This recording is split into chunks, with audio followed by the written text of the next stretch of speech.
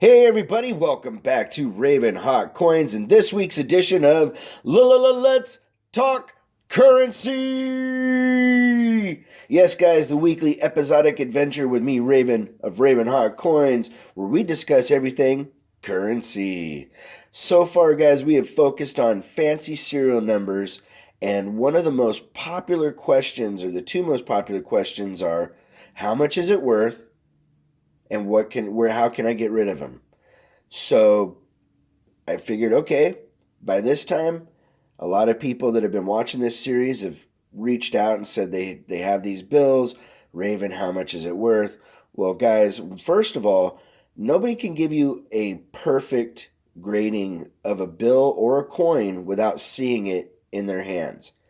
Some people say, "Oh, I look at PCGS's photo grades," and yeah, you can get pretty close with a photo for coins, and technically for dollars too, you can get close, but you can't get the grade that you would get, especially if you send it into like PCGS or PMG. PMG is the money side or the currency side of PCGS, basically, and you won't get that unless somebody can actually look at it just like a coin, through a jeweler's loop. They're going to look at all the corners. They're going to look at the things I've told you, if there's any creases, any issues. They're going to see if they find any errors that you may have missed. All sorts of things that add up to the value of your bill or bills. Now, like I said, people ask, how much is it worth? Okay, well, in currency, a lot of times bills are very subjective. Um, a lot of times, bills are sold in an auction environment, or even if a person goes to buy a bill and it has a price on it, there's a little bit of room for negotiation because a lot of times, if you're collecting to flip stuff and somebody else is doing the same thing, you kind of both have an unwritten understanding that you leave a little meat on the bone so that the next person doesn't feel like they got a bad deal. So I'm going to go through a couple of these and show you ideas of what I would do. One, marketing your bill is very key. Whether you're selling it on a Facebook group, coin group, or you're selling it on an auction on your own channel, or you're selling it on eBay, marketing and knowing what you have is very key to what will be successful in selling your bills. Um, Also, when it comes to things like star notes, you want to know the rarity. There's a lot of times when I do a video just where I found star notes that I haven't looked up the rarity, and I had somebody say, "Oh, well, that one's not worth much more than its face value." Here's the thing: if it's worth more than its face value, you're making profit. Okay, you have something worth value. So right here, here's two $5 bills. They're sequential star notes. They are in absolute great condition. They are not perfect, but they are pretty close to it. They have one little crease there and one there from somebody holding them improperly, more than likely. What I would do is I would advertise those as gradable, sequential star notes, and hopefully when I looked them up, they're rare, and I would say something like only 240,000 in the entire printing of that Star Note series. So you have 2 out of 240,000, and 240,000 is very small when it comes to Star Notes. So next one up is a perfect serial number birth note, 5/21, 1998.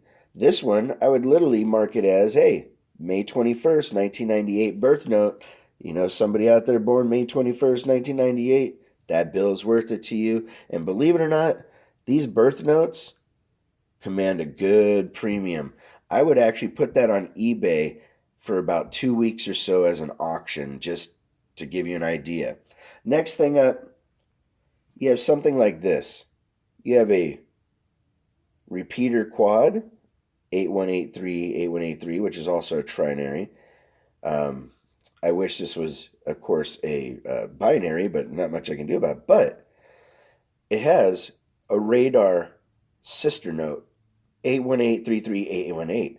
So these share the same serial numbers as far, not the same serial number, the same numbers in their serial number, the same three. So they're basically a matched sister note. They're in perfect condition, gradable.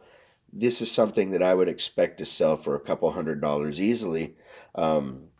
If marketed the right way. If not marketed the right way, I might only walk away with about $100.